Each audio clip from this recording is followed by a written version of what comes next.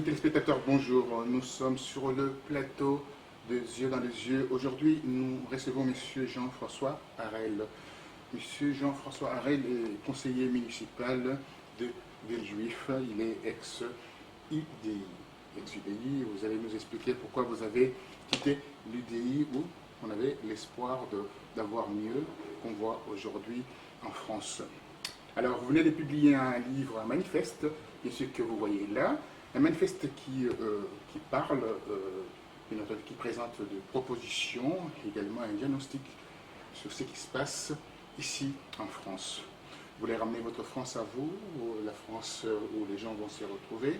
Et alors, vous mettez l'accent sur le 25 millions d'abstentionnistes qui, bien entendu, peuvent renverser la vapeur. Alors, on parlera bien entendu de la croissance, on parlera comment vous allez mener à bien la politique. Alors, pour cela, vous avez un programme assez éloquent, un programme qui peut permettre aujourd'hui aux Français de vous suivre.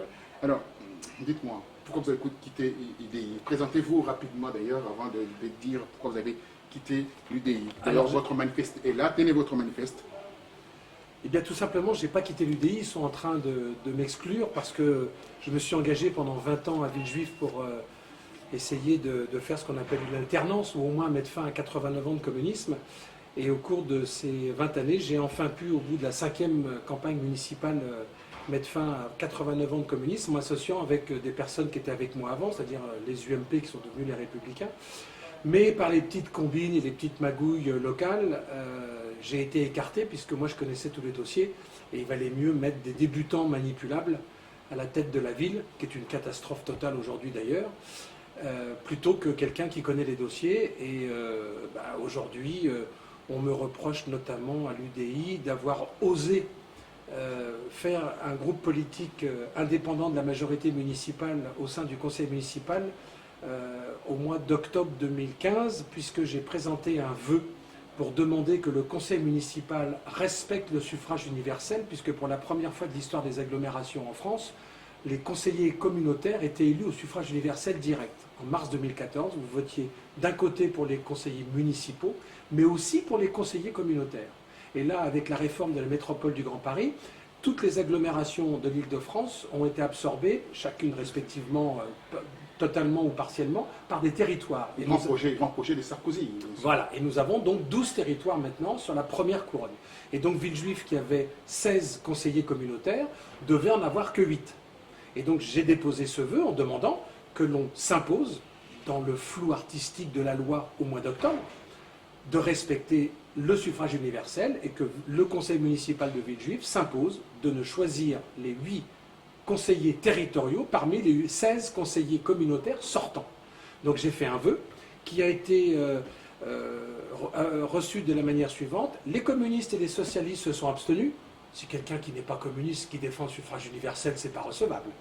Et les élus UDI qui m'ont trahi et les républicains... On parle d'une trahison, là. Absolument, par rapport au municipal, eh bien, ont voté contre mon vœu. Donc ils ont voté contre le suffrage universel. Ce qui m'a motivé de créer mon groupe politique pour me dire, bah, écoutez, moi je suis pour le suffrage universel, que ça ne les obligeait pas à voter pour moi, mais c'était obligé au moins de s'imposer. Et le préfet de l'Île-de-France, le 11 décembre, 2 mois plus tard, m'a donné raison, puisqu'il a dit à tous les conseillers, à tous les maires de la première couronne, vous ne choisissez vos conseillers territoriaux que parmi les conseillers avec d'agglomération sortants. Donc aujourd'hui, on me le reproche, parce que dans le règlement de l'UDI, on n'a pas le droit de faire sécession de la majorité municipale. Donc je veux voir ce qu'ils vont décider. Je passe devant la commission nationale d'arbitrage mercredi prochain 25, donc je saurai quel va être leur point de vue. Votre sort. Exactement. Alors très bien. Alors avant d'aborder bien entendu, comme je dis, votre manifeste, on va s'apaisantir sur ce qui se passe aujourd'hui en France. Il y a eu des manifestations, il y a la loi El Khomri qui est passée en force en utilisant le 49.3. Pour vous, ça montre quoi par rapport à la France d'aujourd'hui? C'est qu'on voit à la télévision la police qui auparavant était choyée, aujourd'hui la police est indexée, montre du doigt. Alors d'abord, c'est de la violence, on va dire, totalement calculée. par ceux qui s'attaquent à la police. Et surtout, c'est la partie, on va dire, visible de l'iceberg de l'incompréhension et de l'absurdité du système. Vous ne pouvez pas faire une réforme dans un domaine si vous ne touchez pas aux autres. Le problème qu'on a aujourd'hui, c'est que, quelles que soient les réformes abordées, chacun va dire il faut changer la couleur de la feuille, il faut changer la forme de quelques feuilles, il faut s'occuper de la branche. Mais personne ne s'occupe ni du tronc et encore moins des racines. Pourquoi la feuille est malade? Donc tant que vous ferez des réformes qui ne concernent que un groupe de feuilles ou une branche, ça ne peut pas fonctionner. Parce que isoler un problème fait que les gens ne peuvent être que mécontents. Si vous prenez l'ensemble du problème et que vous dites voilà les réformes qu'on va faire dans la notion du travail, mais en contrepartie voilà les réformes qu'on va faire dans le code du commerce, déjà il y a un équilibre. Et puis ensuite les lois sociales. Et puis ensuite vous reprenez le système aujourd'hui dans sa globalité pour dire est-ce qu'on est satisfait de ce qui se passe? Or aujourd'hui, les réformes sont forcément mécaniquement inacceptables, quelles qu'elles soient, parce qu'elles sont isolées dans un seul secteur. Alors, seul secteur, alors il y a plusieurs secteurs aujourd'hui, on est en train de voir par rapport à la France que les choses vont très très mal. J'ai relevé quelques éléments. Alors quand on regarde aujourd'hui le chômage, lorsque le président est arrivé au pouvoir à l'Élysée, il y avait 2,8 millions de chômeurs. Aujourd'hui, c'est 3, on s'approche de 3,5 millions de chômeurs. Et la pauvreté était de 13,5%, aujourd'hui 18%. La dette publique, lorsqu'il est arrivé, était à 1,7. Aujourd'hui, je parle de milliards, hein, c'est maintenant 2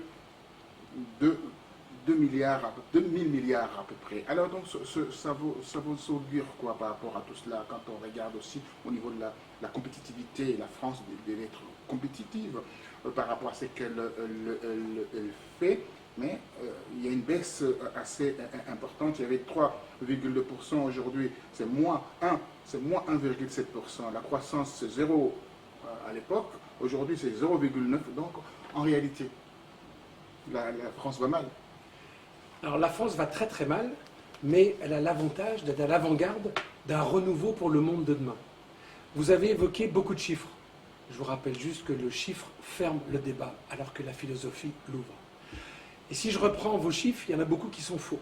On parle d'un pourcentage de chômage, mais si vous comparez le nombre de personnes sans activité par rapport au nombre total de personnes en activité, si on veut être juste, il faut retirer tous les fonctionnaires, puisqu'on a garantie d'emploi à vie. Donc déjà, vous pouvez quasiment doubler le chiffre que vous avez donné. Ensuite, dans les chiffres, il suffit que quelqu'un travaille 3 jours sur 3 mois pour qu'il soit retiré des statistiques, très bien, et ainsi de suite. Très bien. Donc à un moment ou à un autre... C'est une manipulation en fait en Total, les chiffres. total. On est là pour dire, voilà les chiffres, donc c'est pas discutable. Or, si on fouille un petit peu les chiffres, et vous avez parlé de la croissance, le problème que l'on a, c'est qu'en sciences économiques, on a appris à tout le monde que c'était le repère absolument extraordinaire et immuable qui faisait que tout le monde, on allait tous s'en sortir si demain il y avait de la croissance. Et il faut revenir à la croissance, même Sarkozy a dit qu'il fallait la chercher avec les dents, etc., etc. Et quand vous écoutez tous nos hommes politiques aujourd'hui, et nos femmes politiques, pardon, elles n'ont que le mot, ils n'ont tous que le mot croissance dans la bouche. Sauf que la croissance, ce n'est que le calcul de la dépense.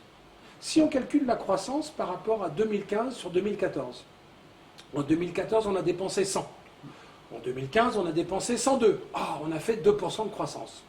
Mais on remet le compteur de 102 à 100 pour calculer la croissance par rapport à 2016. Donc, plus on dépense d'argent, plus on fait de la croissance. Ça veut dire quoi? Ça veut dire que quand vous échouez 2-3 containers de pétrole sur nos côtes et qu'il faut réparer, eh bien, on dépense de l'argent pour nettoyer, ce qui génère de la TVA, ce qui augmente entre guillemets, l'encaissement de l'État, et ça fait de la croissance. Demain, on embauche 1 million de fonctionnaires, on fait de la croissance. Donc je renvoie à tous les programmes qu'aujourd'hui, un certain nombre de candidats commencent à nous mettre en avant, et on va baisser de 100 milliards pendant 5 ans la dépense de l'État. Bah oui, mais on fait comment de la croissance alors? Puisque votre repère, c'est de la croissance, et vous arrêtez de dépenser de l'argent. Et on en revient à la globalité du système, qui est que l'État doit battre monnaie, parce que c'est nous, la France, en termes de groupe, assez grand pour avoir sa propre monnaie en circulation, mais assez petit pour partager le même discernement, qui fait que si on bat monnaie, c'est nous qui décidons quelle est la masse d'argent en circulation dans notre groupe, et c'est nous qui décidons, entre nous, avec un accord social, quel est le coût social, est-ce qu'on a beaucoup de charges sociales ou pas, qu'est-ce qu'on met en place comme protection par rapport à la notion de groupe. Et ensuite, on met en place la charte de la Havane, qui a été donc négociée par 53 pays entre novembre Là, vous êtes en 1947. train d'aborder complètement votre... Ben, c'est par rapport à la situation. D'accord, ok. Mais d'accord. on y reviendra, si Ah, vous on voulez, y pas de problème. reviendra, parce que là, vous abordez... Mais je fais le lien, Alors, faites le lien. Puis parce que c'est le diagnostic global, on en revient aux racines Tout à fait. du tout à fait. problème. Allez-y, allez-y. Parce que le problème de la croissance, c'est que de la dépense. Donc aujourd'hui, on est dans une société qui est organisée avec notamment ce qu'on a entendu, les produits qui sont programmés pour tomber en panne le plus vite possible, pour en racheter un autre, et ainsi de suite. Et quand on regarde aujourd'hui dans nos penderies, même les plus modestes, on a 7 pulls, il y en a peut-être 2 de trop, Ouais, et ainsi de suite. Donc on n'est que dans la dépense, et qu'à un moment ou à un autre, il faut que ça s'arrête, parce que ça ne sert à rien. Je vous donne un autre chiffre avant de vous laisser poser la question suivante, c'est que le système est tel aujourd'hui que la dette cumulée de tous les États du monde augmente de 8 milliards de dollars par 24 heures. Alors, moi, je parle par 24 heures. Alors, je lis aussi par 24 heures par rapport à la France. Alors, on dit en France, se s'endette à hauteur de 2 665 euros chaque seconde. Oui, Alors, comment on peut aujourd'hui dire que la France va très bien? Est-ce qu'on ne va pas vers le banqueroute de ce mais pays? la banqueroute, Est-ce que le pays n'est pas en cessation d'activité? mais ce n'est pas le pays, il n'est pas en cessation d'activité. Il est qu'aujourd'hui, le crédit a remplacé le travail. Il n'y a plus un seul transport de 20 mètres cubes en France qui n'est pas fait par un chauffeur qui est soit roumain, soit polonais. Polonais, Pourquoi? alors, on parlait Parce de qu'il est payé l'histoire là-bas. l'histoire des plombiers polonais, alors on revient par rapport à ça encore. On est à l'Europe. Donc aujourd'hui, le libéralisme, c'est le renard dans le poulailler. Donc ça ne choque personne de dire il faut que je puisse conquérir un marché à l'extérieur, mais si on peut conquérir à l'extérieur, il peut venir chez nous. Donc aujourd'hui, jamais un Français ira faire, avec son taux de salaire et nos couvertures sociales, n'ira pouvoir faire une course pour un 20 mètres cubes en Pologne et encore moins en Roumanie. En revanche, eux, ils viennent chez nous. Donc si vous dites il faut relever les frontières et se protéger, tout le monde va vous dire c'est l'autarcie. Alors je vous pose une question, est-ce que le Brésil, les États-Unis, la Chine et l'Inde sont en autarcie? Ils ne sont pas parce qu'ils sont dans les BRICS, en fait. Ils ne sont pas en autarcie, cependant, en priorité, ils privilégient leurs propres industries. Vous importez une voiture clé en main en Inde, c'est 450% de taxes. Vous l'importez en pièces détachées pour l'assembler sur place, donc créer des emplois sur place, c'est encore 150% de taxes. Mais ils ne sont pas en autarcie. Nous, si on fait pareil et qu'on se protège, on est en autarcie. Et n'importe quelle entreprise étrangère vient racheter une entreprise française avec des subventions, Comme Mittal. licencie Comme tout le monde, la- absolument, licencie tout le monde et repart avec les brevets. Quand est-ce qu'on arrête ce pillage? Donc nos hommes politiques aujourd'hui sont totalement irresponsables par rapport au devenir de notre pays et ce qui leur a été confié par le suffrage universel, d'où mon appel aux abstentionnistes qu'ils ont écœurés et que j'aimerais bien faire revenir. Alors, l'Europe. Pour vous, l'Europe, on peut considérer que l'Europe va mal aussi, quand on regarde aussi sur le taux de croissance qui tourne aux alentours de 1,3%, si j'ai bonne mémoire. Arrêtez de parler de croissance. Je pourrais quand même parler de ça. C'est par rapport à cela C'est les repères qu'on a tous, absolument. qu'on a tous. Mais alors, donc, vous ne voulez plus l'Europe comme Marine Le Pen parle que voilà, il faut refaire, retracer nos frontières. Alors, je ne vais pas être gentil avec vous. Si Marine Le Pen dit il faut arrêter de respirer, est-ce que vous arrêtez de respirer? A priori, non. Non. Et si vous continuez à respirer, c'est pas pour autant que vous adhérez aux idées de Marine Le Pen.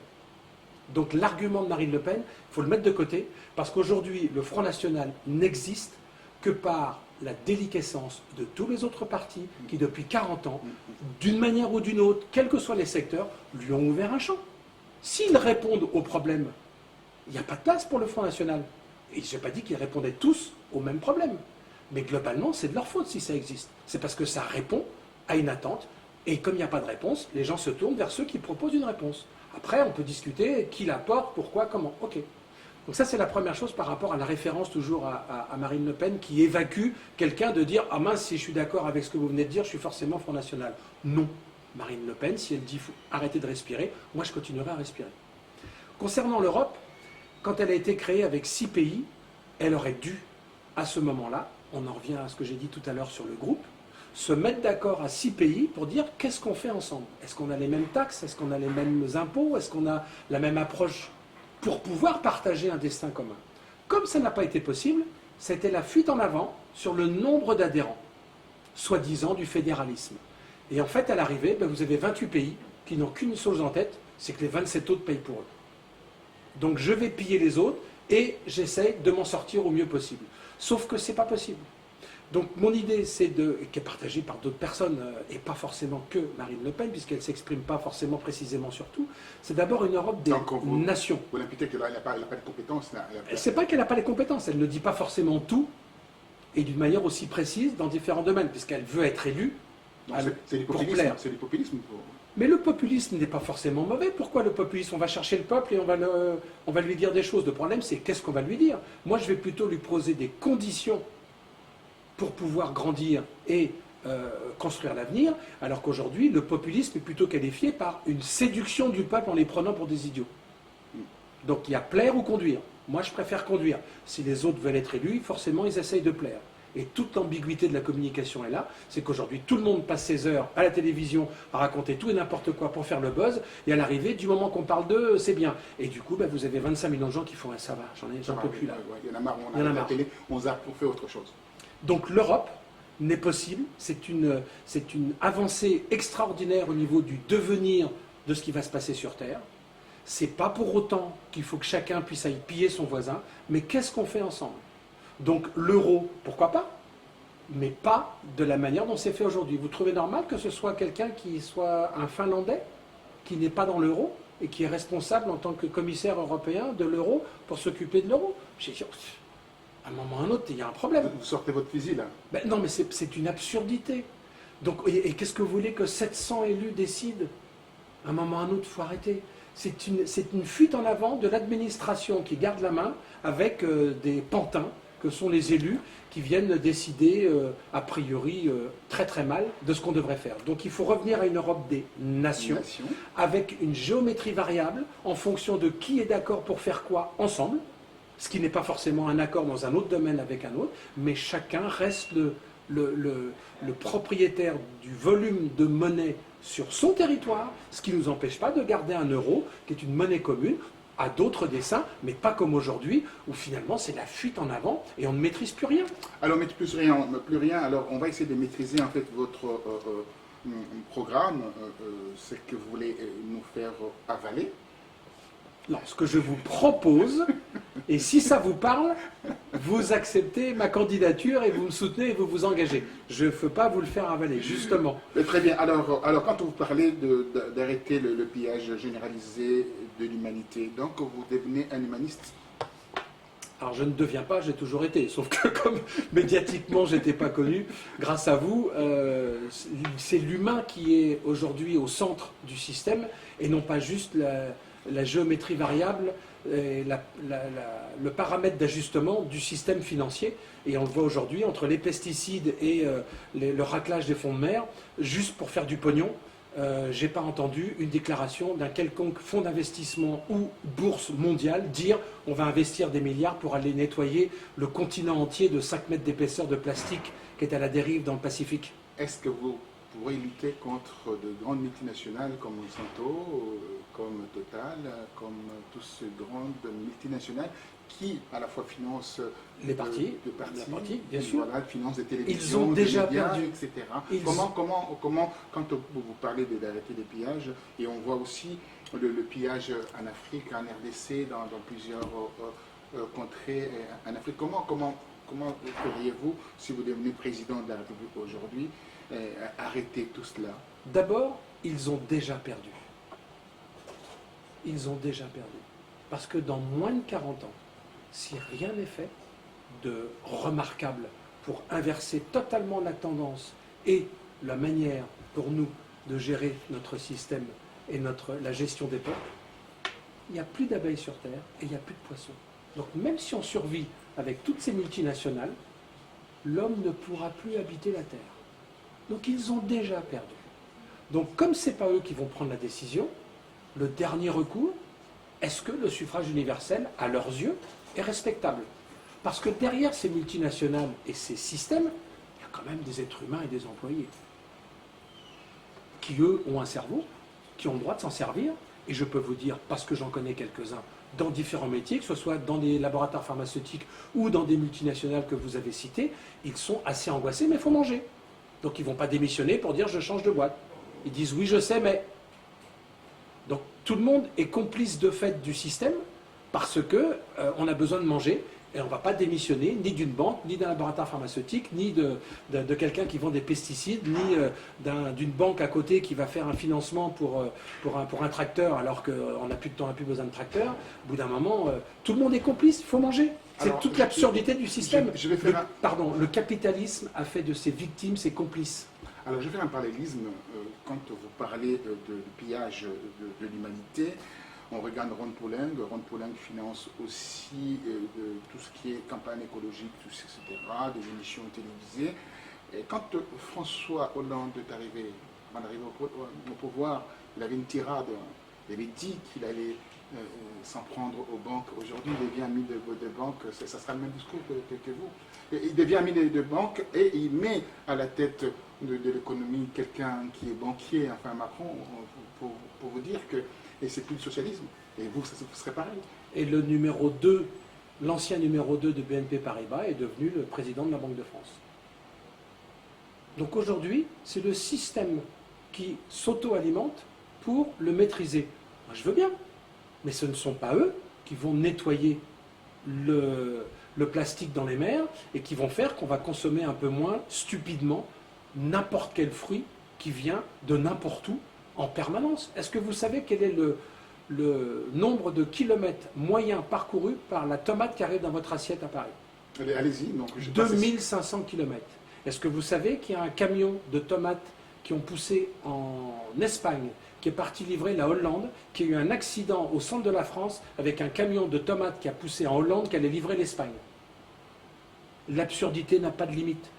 Aux États-Unis, ils élèvent des poulets, ils les tuent, ils les envoient en Chine pour les nettoyer, les mettre en petits morceaux, et ça revient pour être vendu sur place. Quand est-ce qu'on arrête? Donc tout ça fait de l'argent. Même pour les médicaments d'ailleurs, le principe des médicaments. Il n'y a pas de limite. Donc est-ce que la conscience humaine va s'éveiller pour changer de dimension et en paix et en harmonie construire le monde de demain? Ou est-ce qu'on accepte de dire ben, l'homme est vraiment trop con et on va faire du pognon, on va tous mourir avec certains des milliards dans les poches qui ne vont pas partir avec, hein, parce qu'à ma connaissance, on ne passe pas à la troisième dimension avec ces lingots d'or. Et ben, ceux qui sont pauvres vont dire ben, la prochaine fois, j'irai m'incarner sur une autre planète. Très bien, donc vous n'avez pas la langue dans votre poche, donc vous n'avez pas la langue de bois pour utiliser la convenance. Alors, président de la République, un président hors parti avec un mandat unique. Ça dit que de 7 ans, de 8 années. Alors, et comment vous allez... c'est vrai, c'est une très belle idée d'ailleurs. Alors, il y a deux choses. J'ai dit 7 ans parce que c'est ce que tout le monde connaît. Avant qu'on passe à 5 ans, c'était 7 ans. Oui, tout à fait. L'idéal pour moi, c'était plutôt 8 ans. Pourquoi? Parce qu'avec 8 ans, vous faites 2 mandats de l'Assemblée nationale qui passent de 5 à 4. Et du coup, vous avez 2 mandats à l'Assemblée nationale pendant un mandat présidentiel. Ça, c'est la première raison. Mais on va rester sur 7 pour l'instant parce que tout le monde connaît, c'est plus facile. La raison du mandat unique, c'est qu'à partir du moment où un président de la République, grâce au général de Gaulle, qui a un lien direct avec le suffrage universel, donc avec l'avis du peuple, on y reviendra par rapport au suffrage et ce que je propose dans ce domaine, qui est très risqué, c'est qu'à partir du moment où il est élu, c'est que le suffrage universel lui donne mandat pour faire son programme. À partir du moment où il n'a qu'un seul mandat, il n'est pas là pour plaire. Tout à fait, absolument. Donc il réalise ce pourquoi il est élu. Il n'est plus là pour dire « je vous ai bien eu, je suis élu, je vais encore vous mentir pendant la durée de mon mandat parce que je veux encore faire une deuxième couche. » Parce que c'est vachement bien d'être à l'Élysée. On n'est pas du tout là-dedans, c'est fini. Donc je prends le risque d'être totalement ridicule et de dire « voilà ce que je veux faire, voilà la vision, voilà pourquoi on va mal, voilà ce qu'il faut changer et voilà où on va si on arrive à faire tout ça. On y va pas. Vous voulez pas, votez pour les autres. » La deuxième chose pour laquelle j'ai mis cette approche avec un mandat, un candidat hors parti, c'est que pourquoi aujourd'hui vous avez un bord qui gagne et tous ceux qui sont de l'autre bord sont forcément des ennemis, sont forcément dans l'opposition et mécaniquement, eux ne peuvent pas être d'accord avec vos propositions parce que sinon, ils n'ont plus d'arguments pour dire qu'ils ne sont pas d'accord avec vous. Et quand ils arrivent au pouvoir, ce qu'a fait l'autre, quel qu'il soit, on le démonte, puisque c'est forcément pas bien, on n'est pas du même bord. Et on passe notre temps, nous, le peuple, à payer ce que coûte une bonne idée, mais comme elle n'est pas faite de quelqu'un qui n'est pas du bon côté, ah bah c'est ballot, hop, on détruit tout et on recommence. Et au bout d'un moment, alors quand c'était 7 ans, c'était moins grave, mais maintenant c'est 5 ans. Donc on passe notre temps à être en élection permanente et à payer pour ou détruire ou casser l'autre. Et quand on voit qu'ils sont tous acculés à quelle que soit la difficulté du dossier ou du sujet exprimé, c'est « Ah mais les autres n'ont pas fait mieux ou les autres ont fait pire ». Ben oui, mais on s'en fiche un peu, nous, c'est maintenant, et qu'est-ce que vous faites demain? Donc avec un mandat, avec un candidat qui n'est pas d'un parti, ça veut dire qu'il pourra prendre des personnalités de chacune des tendances que compose la démocratie avec les points de vue des différents Français, parce que vous avez des gens très très bien, y compris au Front National, aux Républicains, à l'UDI et dans les autres partis moins connus, y compris des partis émergents. Vous avez des vraies personnalités qui ont des vraies idées ou un vrai charisme et des vraies capacités à s'adapter. Et vous prenez tous ces gens-là pour dire, voilà, le programme vous convient, j'ai été élu. Eh bien écoutez, ceux qui ont envie et qui l'ont défendu avant, pas au dernier moment pour avoir un poste de ministre, mais qui se sont un peu engagés, et n'attendent pas juste, tiens, c'est lui qui va gagner, je vais être d'accord avec lui. Non, non, il faut peut-être quand même mettre la barre un peu plus haut. Je ne demande pas d'être d'accord avec moi pour avoir un mandat de ministre, mais surtout d'être d'accord par rapport aux idées avancées. Je sais qu'individuellement, il y en a beaucoup qui sont d'accord avec moi, mais ils ne peuvent pas le dire parce que ça veut dire qu'ils s'opposent au système qui aujourd'hui les nourrit et leur porte une garantie. Juste pour l'anecdote, indépendamment de 2017, la vraie négociation aujourd'hui qui est en train de se passer, c'est est-ce que je vais avoir une bonne expression dans le cadre de la campagne 2017 pour avoir l'investiture pour les législatives 5 semaines après. Parce qu'il n'y en a qu'un seul qui sera élu président. Mais les autres, ils veulent tous quand même être, pendant le prochain mandat, à l'Assemblée nationale. On va y revenir par rapport à cela. Alors, sortir de l'euro. Sans problème. Sans problème, ça poserait un problème. Pas du tout. Quand j'entends les discours de l'ex-gouverneur de la Banque centrale Trichet, il disait c'est compliqué de sortir de l'euro aujourd'hui, ça sera, si on veut, la déballade en Europe, ça sera la déliquescence de l'Europe, ça sera une souffrance terrible en Europe. Le seul argument qu'ils ont, c'est celui-là. Si vous n'acceptez pas qu'on vous prenne tous pour des idiots et que ce soit que le pognon qui compte, vous allez voir, ça va être terrible pour vous. Ah oui, d'accord, on reste dans l'euro. Ben voilà. Sauf que non. Alors, pourquoi? Parce que la loi, demain matin, on repasse au franc que j'appelle l'euro-franc. Toute la dette française repasse à l'euro-franc et on remet les compteurs à zéro. De toute façon, toutes les dettes, jamais elles seront payées. Jamais, jamais, jamais, c'est impossible. Et vous avez deux clés qui ont explosé le système. C'est le 15 août 1971, le président américain a décroché le dollar de l'or, ce qui était la seule barrière, puisqu'avec les accords de Bretton Woods, toutes les monnaies étaient liées au dollar, qui lui était lié à l'or.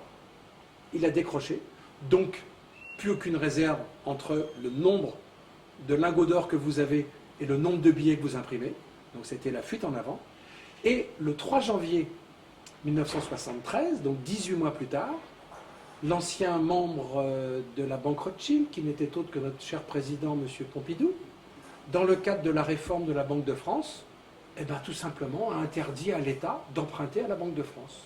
Donc l'État français est devenu, comme n'importe quel citoyen, en dehors du système, à devoir passer par la banque privée pour emprunter, donc en payant des intérêts. Quand vous vous empruntez à vous-même, vous ne faites qu'augmenter la masse d'argent en circulation. Il y a 100 en circulation, vous empruntez à vous-même, donc vous imprimez de la monnaie, on passe à 110. Mais c'est vous qui décidez par rapport à la raison pour laquelle vous passez à 110. Et vous ne payez jamais d'intérêt. Vous parlez beaucoup d'imprimer des billets. La monnaie fiduciaire. Alors, pourquoi? Parce que la monnaie fiduciaire, aujourd'hui, le système financier veut le retirer, parce qu'en retirant la monnaie fiduciaire, ça veut dire que c'est par l'électronique. Si c'est par l'électronique, ça veut dire que c'est le système qui a la main sur tous nos échanges. Demain matin, on est au coin de la rue, vous me vendez votre cravate, je suis d'accord, je vous paye la cravate. Pourquoi est-ce que le système devrait savoir que je vous ai donné 50 € pour la cravate? C'est le lien, on en revient à l'origine de la monnaie. Il faut tout contrôler.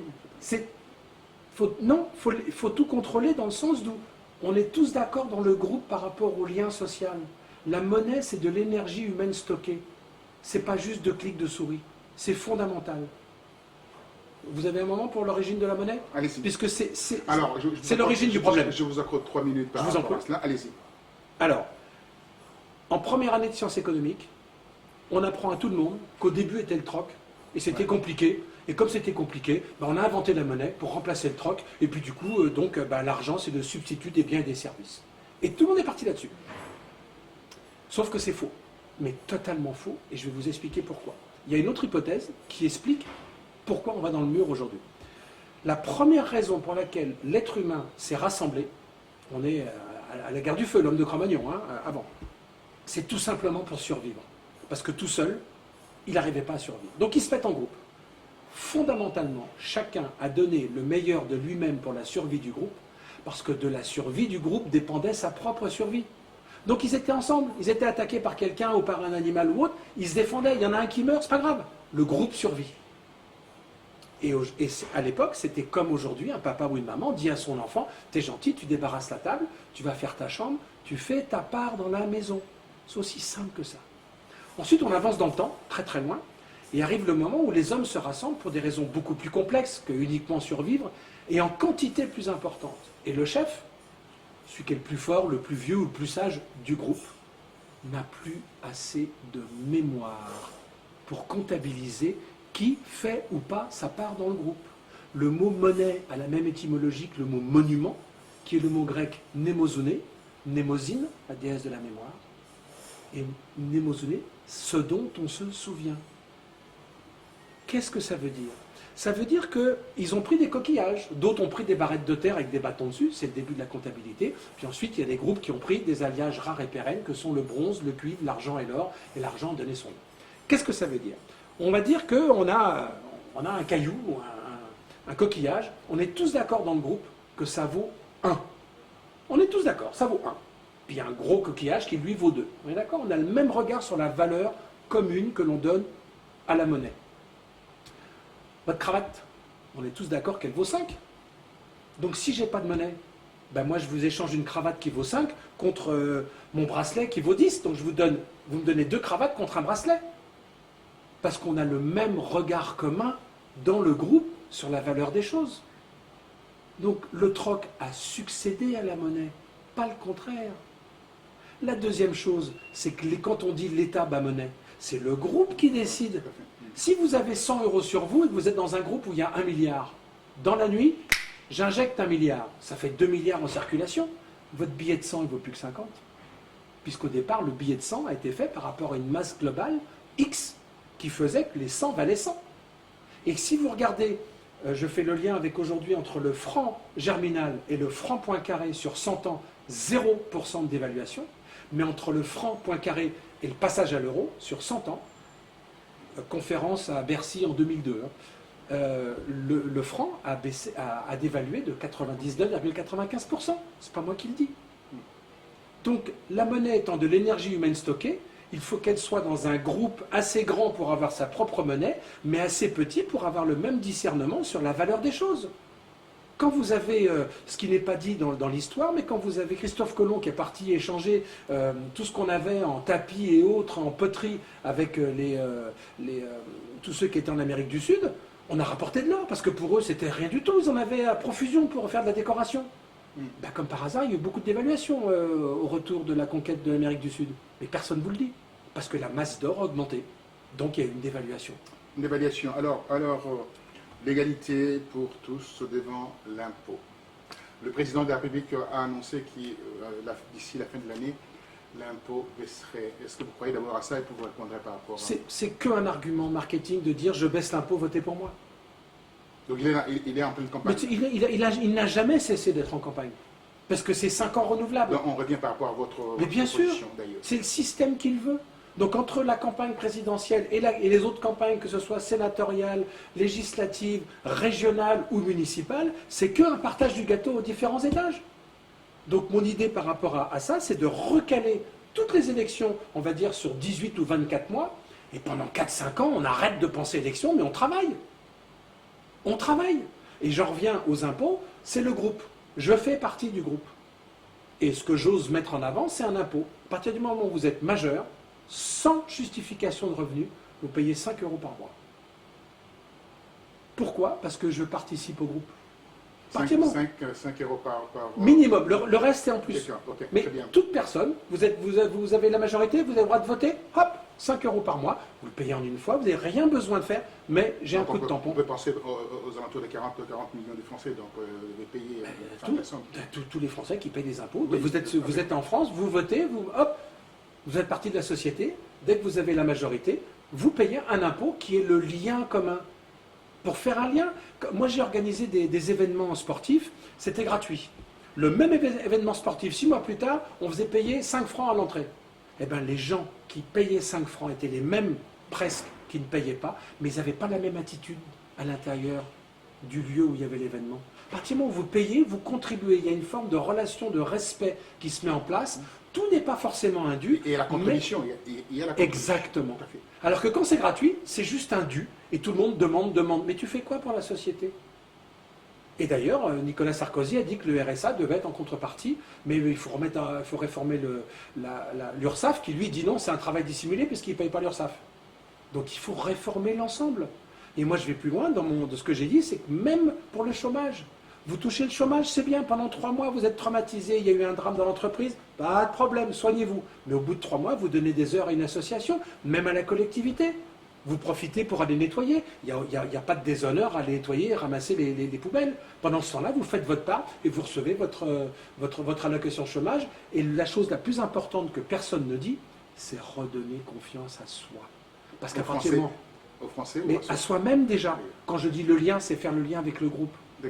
Quelqu'un qui est licencié, il se sent inutile.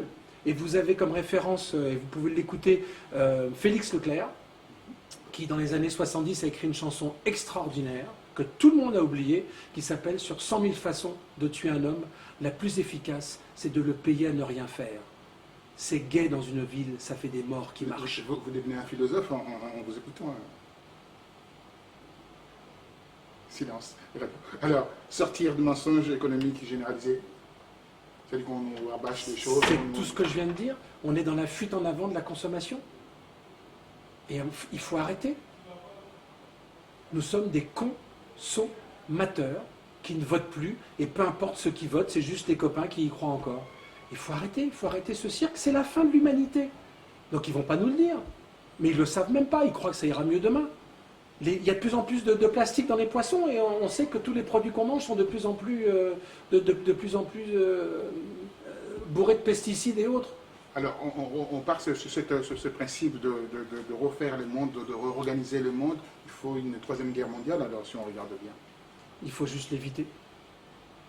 La première chose de ma démarche, c'est déjà d'assumer, dire pourquoi on va dans le mur. Parce que s'il y a une guerre mondiale, comme les précédentes, on a reconstruit le même système.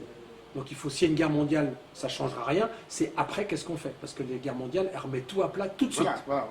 Donc est-ce qu'on va réussir à le faire par l'intelligence, par les médias, par la complicité de tout le monde, dit hop, on évite de s'entretuer? Ou est-ce qu'il faut passer par un carnage? Vous trouvez normal qu'aujourd'hui, la première dépense mondiale, c'est la sécurité, et la deuxième, c'est tout ce qui est défense? On va s'entretuer alors? Je suis désolé, mais en termes de conscience... Les prémices sont là. Les prémices sont là, et c'est ce qui fait peur à tout le monde pour mieux maîtriser le peuple. Sauf qu'il y a de plus en plus de personnes qui sont de plus en plus éveillées et qui sont capables de voir que demain, le monde sera totalement différent et non plus guidé uniquement par l'appât du gain, mais par juste être centré, être soi-même et être ouvert aux autres et se remettre en question et vivre l'instant présent. Hier, c'est déjà passé, c'est pas la peine de pleurer. Demain, c'est pas encore arrivé. C'est pas la peine de paniquer. Demain, c'est pas encore arrivé. Hier, le président Hollande disait, avec sa tirade, moi, président de la République, je vais me battre pour qu'il y ait de l'emploi. Pour vous, Didi, vous dites que l'emploi pour tous, le travail pour tous. alors quand il est arrivé au pouvoir, comme j'ai expliqué en liminaire, il y avait 2,8 millions de chômeurs, aujourd'hui 3,5 millions de chômeurs. Alors comment feriez-vous? Alors déjà, lui, il est enfermé par son formatage, il est énarque, donc forcément il a raison, il ne peut pas se remettre en question, donc c'est même pas de sa faute. Et ils disent que tout le monde entend, etc., etc. Il y a une solution qui est, je reviens à... Alors des technocrates pour vous, donc ça ne vous plaît absolument pas d'ailleurs. C'est pas ça, c'est qu'il n'y a que eux. Est-ce que vous, sur les 3 dernières élections législatives, sur les 577 sièges de députés en France, il y avait en moyenne 14 candidats par circonscription. À votre avis, il y avait combien de candidats issus du secteur privé et combien de candidats issus du secteur public? Je n'ai pas les chiffres, donc vous pouvez... La réponse, c'est moitié-moitié, un peu plus du public. En fait, on est à 13 du public pour 1 du privé. Candidat, je n'ai pas dit élu. Le problème que nous avons en France, c'est que par rapport à la structure du système, nous avons une majorité écrasante, pour ne pas dire une totalité, de gens qui sont issus du secteur public, donc qui ont le statut de la garantie d'emploi à vie. Dans le privé, vous apprenez avec votre argent, et c'est avec les erreurs que vous comprenez qu'il faut faire mieux. Dans le public, quand il y a une erreur, c'est l'erreur qui a tort, jamais vous. Donc être gouverné et dirigé par des gens qui ne savent pas ce que c'est qu'une erreur et qui ont la garantie du système à vie. Demain, M. Macron n'est pas président de la République et n'est pas ministre, il mange. Il est, avec son statut, il a forcément, il est sûr de manger. Donc lui, aujourd'hui, tout est un cadeau, quoi qu'il arrive. Il est juste en train de gérer, comme les autres, sa carrière. La France, il est né en France, donc il s'occupe de la France, mais il aurait pu être ailleurs. Et le problème qu'on a, c'est qu'aujourd'hui, 92% du chiffre d'affaires de la France, j'aime pas dire PIB, est généré par les PME, PMI, artisans, commerçants. Quelle est la formation de 60% des patrons de PME, PMI, artisans, commerçants? Autodidactes. Donc les Bac-2 sont très intelligents pour découvrir les problèmes au fur et à mesure et à les résoudre. Quand ils payent une erreur, ils payent cash avec leur argent. Ils génèrent aujourd'hui 55% du chiffre d'affaires de la France, 54% des emplois, mais ils sont beaucoup trop cons pour avoir une idée pour l'avenir de la société. Il n'y a que les gens qui sont des fonctionnaires avec une garantie d'emploi à vie, qui vont nous expliquer à nous, chefs d'entreprise, avec 2, 3, 5 ou 10 employés, commerçants du coin, comment il faut faire et gérer une entreprise. Donc on va forcément dans le mur parce que ce n'est pas de leur faute. Ils n'y connaissent rien. Il y a les mots, et puis derrière, il y a les actes. Quand vous vous retrouvez à dire je paye mon RSI, comment je fais pour payer ma facture, comment, à un moment ou à un autre, il y a une réalité. Donc j'en reviens à l'emploi, qui est votre question, c'est qu'il y a une solution, c'est que entre novembre 1974 et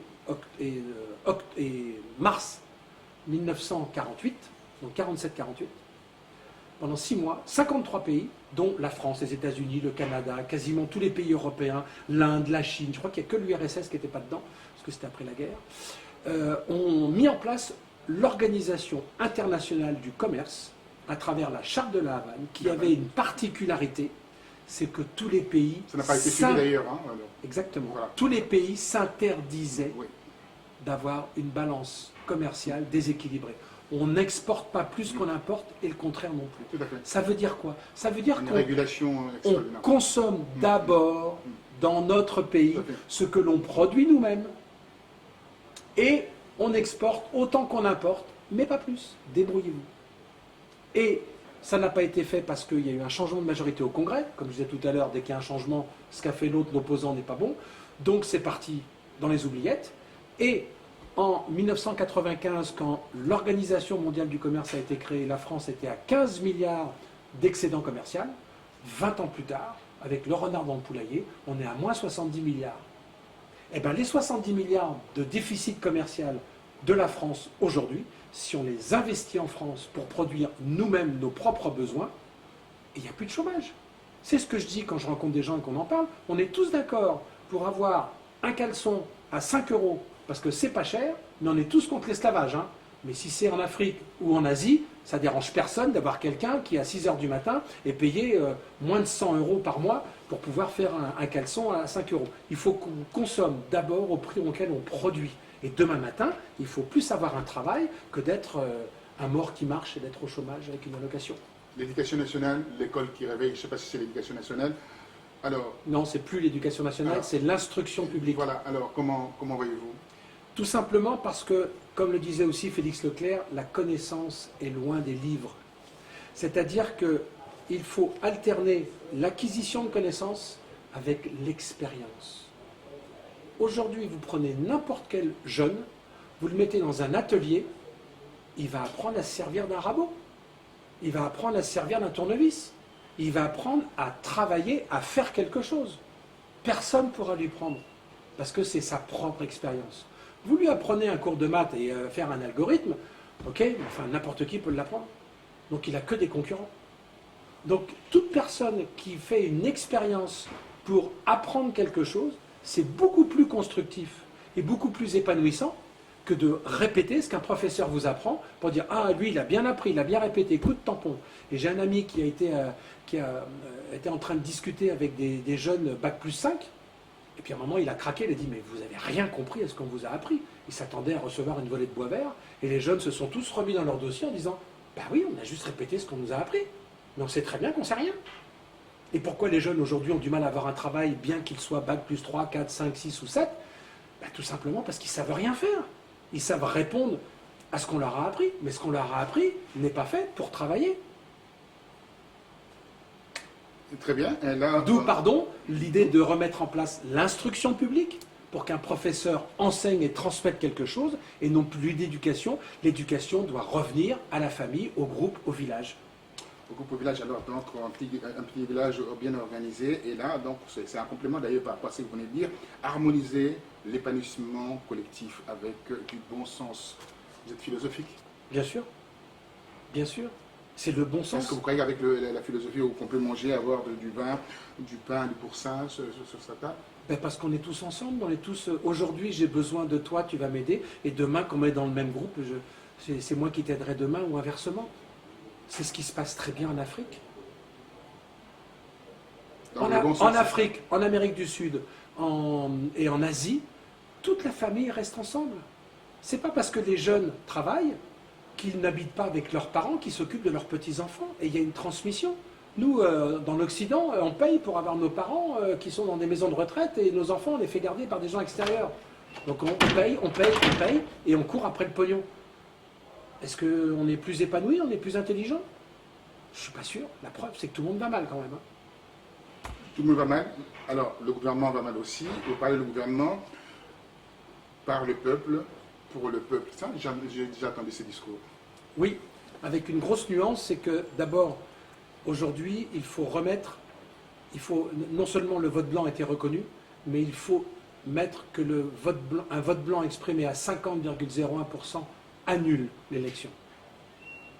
Comme ça, le vote blanc est reconnu comme étant un moyen de dire au peuple, voilà les candidats que vous nous proposez, voilà les programmes que vous nous proposez, non, c'est pas ce qu'on veut.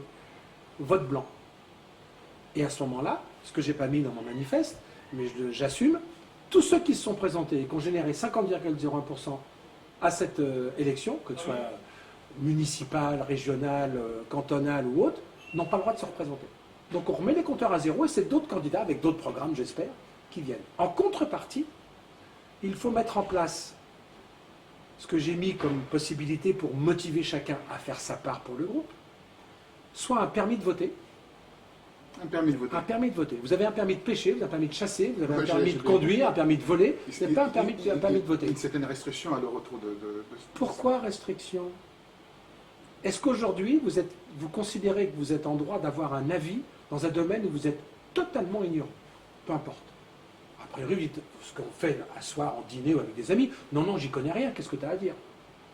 Et là, on se retrouve avec des personnes qui sont achetées par les médias, par de la manipulation, pour dire oui à Paul, à Jacques ou à Pierre dans des domaines où ils sont totalement ignorants. Tous ceux qui sont dans le privé et qui n'ont pas abordé le public n'ont aucune connaissance de comment fonctionne un territoire, avec l'administration et les choses qui se décident. Et si vous posez la question, vous faites un sondage auprès de 10 000 Français, que décide un sénateur, que décide un député, que décide un maire, que décide un conseiller municipal, que décide un conseiller territorial, mais je vous défie d'en avoir plus de 10% qui savent répondre précisément à la question. Donc si on met en place un permis de voter, ça veut dire qu'on sélectionne des gens qui sont capables d'avoir un avis et qui sont responsables. Responsable, c'est libre, pas achetable, compétent, je sais de quoi je parle, et concerné. C'est-à-dire qu'ils savent, le sujet les intéresse. Vous pouvez avoir quelqu'un qui sait très bien manipuler une clé de 8, mais qui ne sait pas démonter un moteur. Ben pourquoi est-ce qu'on lui demanderait un avis sur les voitures? Parce qu'il est mécanicien, oui, mais s'il ne connaît rien en voiture, on ne va pas demander son avis. Donc du coup, je termine, il faut limiter la possibilité de demander l'avis à quelqu'un qui n'est pas capable d'avoir un avis objectif et circonstancié, et surtout le doute. Et la deuxième chose, c'est de faire un lien avec le suffrage exprimé et les subventions données. Vous trouvez normal que vous ayez 70% d'abstention à une élection régionale, mais que l'État, donc tout le groupe, dise bah tiens, on va quand même ça met à mal la démocratie absolument. On va quand même vous donner les sous pour que les routes soient réparées. Donc quand vous êtes conseiller municipal et que vous appelez le service voirie pour dire en face du 25 rue Paul Vaillant Couturier, il y a un nid de poule, vous le rebouchez, mais que pour ceux qui votent. Très bien. Alors, maîtriser notre monnaie, vous avez un peu évoqué cet aspect monétaire. Fondamental. Alors, maîtriser. Maîtriser notre monnaie, ça veut dire que la France doit demain, de nouveau, décider quelle est la valeur de son propre euro-franc et quelle est la masse totale en circulation par rapport à ce qui se passe. Demain, on a besoin d'aider quelqu'un, c'est la France qui décide. C'est pas avec l'euro, avec le lien avec le dollar ou avec le yen, on va décider est-ce qu'on fait, est-ce qu'on fait pas. C'est la France qui décide. On est sur notre territoire, on est un pays souverain et c'est absolument non négociable. Ce n'est pas une entreprise avec le TAFTA qui va nous dire non, arrêtez de dépenser de l'argent, vous me devez 10 milliards parce que la loi, elle m'empêche de vendre. On va où? L'Europe a sapé la souveraineté de la France. L'Europe a sapé? Oui, absolument. Oui. Comment? Ben, en faisant que 80% des lois sont décidées à Bruxelles et non plus en France. Et qu'aujourd'hui, on ne décide plus de ce qu'on veut, et on voit bien avec que ce soit l'immigration, que ce soit la défense nationale qui devient la défense européenne qui n'existe pas. C'est-à-dire quand il y a un problème, on est tout seul, et dès qu'il y a un avantage, tout le monde prend. À un moment ou à un autre, il faut arrêter, on va dans le mur. Les agriculteurs sont aidés aussi, il y a des subventions que la France ne peut même pas supporter. 80% des subventions vont à 20% des agriculteurs. On l'a industrialisé. Et vous trouvez normal aujourd'hui que ce soit une industrie, alors qu'il vaut mieux avoir des petits exploitants qui se nourrissent eux-mêmes, qui font de la qualité et qui nourrissent le village. On n'est pas là pour faire de l'industrie. Donc on est parti dans une folie furieuse d'optimisation, de dire ça coûte 1, ok, on va s'arranger pour que ça coûte 0,8. Et alors? Il y a plus de chômeurs, les gens on fait quoi? J'en reviens aux 20 mètres cubes en France. Ça nous avance à quoi d'avoir des Roumains et des Polonais qui viennent sur notre territoire, payer dans leur pays, prendre notre travail? J'ai rien contre eux, c'est le système qui permet ça. Donc le capitalisme et le libéralisme, c'est le pillage généralisé. Donc combien de morts, combien de gens dans la rue, sans revenus, qui vont dire on fait quoi demain? Nous arrivons au terme de notre émission. Merci d'avoir accepté cette invitation, monsieur Jean-François Harel. Merci surtout de m'avoir invité. Très bien. Alors, dites-moi, pour partir, on va partir avec le berceau de l'humanité, l'Afrique. Dites-moi, l'Afrique est tiraillée avec des guerres, 45 rébellions, si on peut dire ainsi, des assassinats, aussi des forces d'interposition, par exemple la MONUSCO, tout ça, l'ONU n'exerce pas sa force d'interposition, le pillage des ressources. Alors, un mot pour l'Afrique. Quand on regarde les rapports édités par la France, les 3 rapports, Védrine, Bockel et bien entendu Jacques Attali, on peut dire que l'Afrique est l'avenir de la France. Comment aujourd'hui l'Afrique est l'avenir de la France est complètement délaissée comme ça, laissée à l'abandon? C'est plus que l'avenir de la France, c'est le grenier de l'humanité. À partir du moment où l'Afrique meurt, c'est l'ensemble de la planète qui est remise en question. L'Amérique du Sud ne suffira pas, même s'il y a la forêt amazonienne. Donc c'est la manière dont l'être humain va gérer l'Afrique qui va être une condition pour le devenir de l'humanité. Aujourd'hui, nous constatons que l'Occident, ce qu'elle a exporté le mieux en Afrique, c'est la corruption et le pillage par rapport au système. Comme on n'a plus rien à piller chez vous, on va le piller chez vous, que ce soit la Chine ou autre, on voit bien ce qui se passe, c'est juste inacceptable. Donc l'idée, c'est de faire référence aux sages qui sont chez vous et de dire qu'est-ce qu'on fait ensemble demain. Le but n'est pas d'aller chercher de la vanille ou de la noix de coco pour dire on va la payer moins cher et vous vous contentez d'avoir des machettes. Mais demain matin, on va peut-être mettre de l'électricité partout, donc ça va aller mieux. Ah, c'est Borloo, ça, vous parlez de Borloo. Jean-Louis, c'est très bien, il va s'occuper de l'électricité dans les grandes villes, il y a déjà. Donc mettre de l'électricité dans les cases au milieu de l'Afrique, ça ne sert à rien. Moi, j'y suis allé. Est-ce que c'est son business personnel? Vous croyez que c'est son business Non, personnel? ce n'est pas son business personnel, c'est une manière très intelligente de continuer à faire de la politique. Vous allez voir qu'il va revenir. Le problème, c'est que moi, j'y suis allé et j'ai parlé avec des Africains, mais au milieu de l'Afrique. Ils me disent, mais à quoi ça sert d'avoir l'électricité? Moi, j'ai une case, je viens dormir, je mets une bougie si j'ai besoin d'avoir un peu de lumière, mais sinon, je vis dehors, je n'ai pas besoin d'électricité. Donc on en revient au travail, on en revient. Est-ce qu'il faut qu'on ait tous un téléphone? Est-ce qu'il faut qu'on ait tous d'électricité? Est-ce qu'il faut qu'on vive tous comme quelqu'un qui va être un martien sur une autre planète? Non. Nous devons vivre au moment présent avec l'harmonie, de l'équilibre avec la nature. Ce n'est pas à l'homme à décider si un arbre doit pousser plus ou moins vite ou s'il doit se croiser avec une autre source d'énergie ou avec autre chose pour être plus rentable. Il faut arrêter.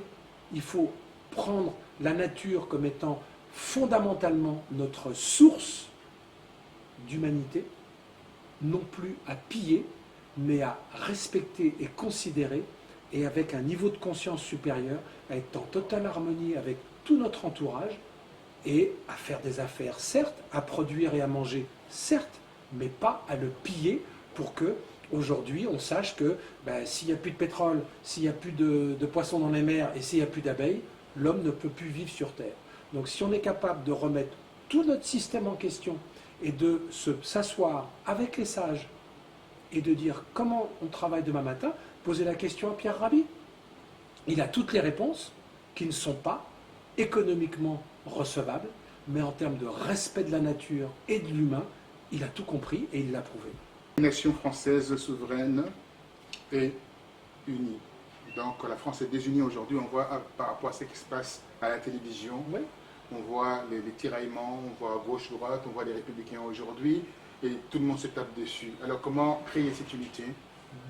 Avec un diagnostic transparent sur les raisons qui nous ont amenés à cette situation, avec une vision de l'avenir, voilà comment l'humanité peut progresser et qu'est-ce qu'elle devrait ou pourrait devenir si elle élève sa conscience et qu'elle arrête de courir après le pognon tous les jours, et ensuite, avec qui on le fait, et voilà les clés. D'où le programme que j'ai écrit partiellement et dans quelques directions. Il y a certains domaines où c'est beaucoup plus précis que d'autres, parce que j'ai encore beaucoup de choses à dire et je laisse les gens participer, mais qui n'est compréhensible et recevable que si on accepte le diagnostic. Sinon, votez pour les autres. Votez pour les autres, voilà. Nous venons de suivre avec beaucoup d'attention M. Jean-François Harel, qui est conseiller municipal dans la ville Villejuif. Pourquoi Villejuif? Pourquoi les gens ne comprennent pas pourquoi on appelle Villejuif? Parce que à l'époque médiévale, les Juifs avaient le droit de venir travailler au centre-ville, mais devaient habiter à plus de 8 km du centre-ville. Et si vous faites l'île de la Cité, 8 km, le point le plus haut à 8 km, c'est Villejuif. Donc c'était la ville des Juifs.